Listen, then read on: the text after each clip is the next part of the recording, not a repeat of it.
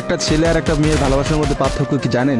একটা মেয়ে একটা ছেলেকে পাগলের মতো ততক্ষণ পর্যন্ত ভালোবাসে যতক্ষণ পর্যন্ত না সেই মেয়েটা ওই ছেলেটার থেকে ভালো কাউকে পায়। আর একটা ছেলে যখন একটা মেয়েকে ভালোবাসে, তাকে যদি পৃথিবীর সব থেকে সুন্দর মেয়েটাকেও এনে দেওয়া হয়, তবু ওই ছেলেটা তার সেই ভালোবাসার মানুষটাকেই চয়েস করবে। এটাই হচ্ছে একটা ছেলে আর একটা মেয়ের ভালোবাসার মধ্যে পার্থক্য।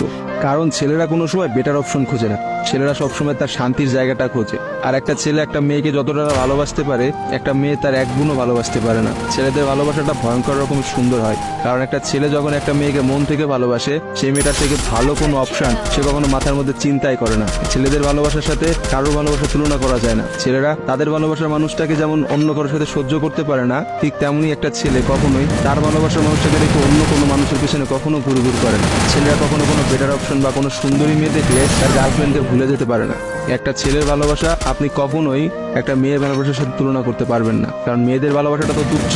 তারা একটু ভালো অপশন পাইলে, তারা একটু ভালো কাউকে পাইলে, বা যেখানে দেখবে যে টাকা পয়সা আছে এমন কোনো জায়গা পেলে মেয়েরা সেখানেই ছুটে। তারা তাদের ভালোবাসার সম্পর্কটাকে ভুলে যেতে কোনো সময়ই নেয় না। একটা মেয়ে যত সহজে একটা ভালোবাসার সম্পর্ক ভুলে যায়, একটা ছেলে কিন্তু অত সহজে তার ভালোবাসার সম্পর্কটাকে ভুলতে পারে না। আপনি একটা জিনিস খেয়াল করে দেখেন তো, রাস্তার মোড়ে মোড়ে কতগুলা পাগল ঘুরে বেড়ায়। সে পাগলগুলোর মধ্যে ছেলেরা বেশি না মেয়েরা বেশি? আসলে নারীর ছলনার কাছে হেরে গিয়ে কিন্তু ছেলেরা পাগল হয়ে যায়। আর তারাই কিন্তু সমাজে নানা রকম জায়গায় ঘুরে বেড়ায়।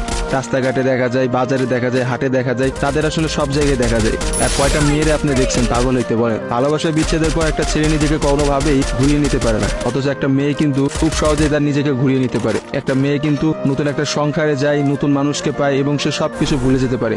আসলে ভাই, নারীদের ছলনা বোঝার ক্ষমতা না ছেলেদের এখনো হয় নাই। একটা কথা আছে, ইতিহাস কিন্তু সাক্ষী যে নারীরা কিন্তু চরম ছলনাময়ী। আপনি কখনোই একটা নারীর ছলনা ধরতে পারবেন না। একটা ছেলে কখনোই একটা নারীর ছলনা বুঝতে পারে না। একটা নারী আসলে কি